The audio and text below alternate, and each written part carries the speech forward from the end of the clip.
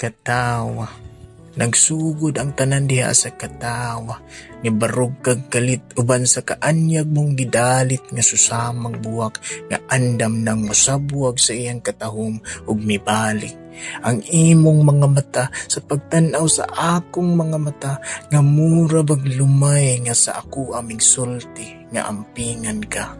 Unya mitapad ang imong lingkuranan sa akong lingkuranan diha sa upat ka suop nga balay nga atong nailhan nga eskwelahan. Ug taga-adlaw na kunimong tabian ug mga butang nga bisan unsa na lang.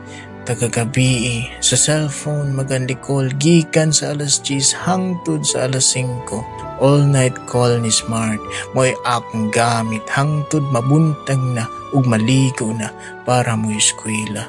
Moabot sa eskwelahan nga lupig pang hubog kay mubarag ang agianan, mulinog ang dalan ug mutakilid ang mga lingkuranan. Tuod, gamay raman di ay kog tulog. Maong murag naga-zombie mode, pasanginlan pa jud ang linog. Hangtod sa miabot na jud, ang gipaabot kong hangtod sa kahangturan milanog kaysa imong pagsugot.